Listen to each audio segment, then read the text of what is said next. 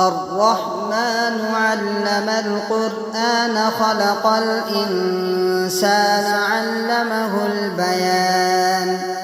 الشمس والقمر بحسبان والنجم والشجر يسجدان والسماء رفعها ووضع الميزان ألا تطغوا في الميزان وأقيموا الوزن بالقسط ولا تخسروا الميزان والأرض وضعها للأنام فيها فاكهة والنخل ذات الأكمام والحب ذو العصف والريحان فبأي آلاء ربكما تكذبان خلق الإنسان من صلصال كالفخار وخلق الجان من مارج من نار فبأي آلاء ربكما تكذبان رب المشرقين ورب المغربين فبأي آلاء ربكما تكذبان مرج البحرين يلتقيان بينهما برزخ لا يبغيان فبأي آلاء ربكما تكذبان يخرج منهما اللؤلؤ والمرجان فبأي آلاء ربكما تكذبان وله الجوار المنشآت في البحر كالأعلام فبأي آلاء ربكما تكذبان كل من عليها فان ويبقى وجه ربك ذو الجلال والإكرام فبأي آلاء ربكما تكذبان يسأله من في السماوات والأرض كل يوم هو في شأن فبأي آلاء ربكما تكذبان سنفرغ لكم أيها الثقلان فبأي آلاء ربكما تكذبان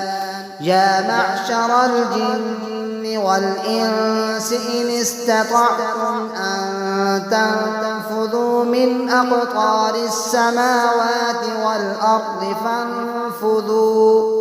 لا تنفذون إلا بسلطان فبأي آلاء ربكما تكذبان يرسل عليكما شواظ من نار ونحاس فلا تنتصران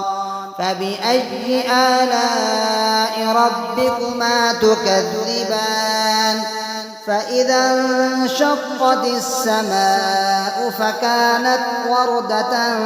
كالدهان فبأي آلاء ربكما تكذبان فيومئذ لا يسأل عن ذنبه إنس ولا جان فبأي آلاء ربكما تكذبان يعرف المجرمون بسيماهم فيؤخذ بالنواصي والأقدام فبأي آلاء ربكما تكذبان هذه جهنم التي يكذب بها المجرمون يطوفون بينها وبين حميم آن فبأي آلاء ربكما تكذبان ولمن خاف مقام ربه جنتان فبأي آلاء ربكما تكذبان ذواتا أفنان فبأي آلاء ربكما تكذبان فيهما عينان تجريان فبأي آلاء ربكما تكذبان فيهما من كل فاكهة زوجان فبأي آلاء ربكما تكذبان متكئين على فرش بطائنها من استبرق وجنى الجنتين دان فبأي آلاء ربكما تكذبان فيهن قاصرات الطرف لم يطمثهن إنس قبلهم ولا جان فبأي آلاء ربكما تكذبان كأنهن الياقوت والمرجان فبأي آلاء ربكما تكذبان هل جزاء الإحسان إلا الإحسان فبأي آلاء ربكما تكذبان ومن دونهما جنتان فبأي آلاء ربكما تكذبان مدهامتان فبأي آلاء ربكما تكذبان فيهما عينان نضاختان فبأي آلاء ربكما تكذبان فيهما فاكهة ونخل ورمان فبأي آلاء ربكما تكذبان فيهن خيرات حسان فبأي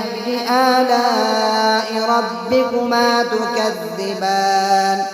حور مقصورات في الخيام فبأي آلاء ربكما تكذبان لم يطمثهن إنس قبلهم ولا جان فبأي آلاء ربكما تكذبان متكئين على رفرف خضر وعبقري حسان فبأي آلاء ربكما تكذبان تبارك اسم ربك ذي الجلال والإكرام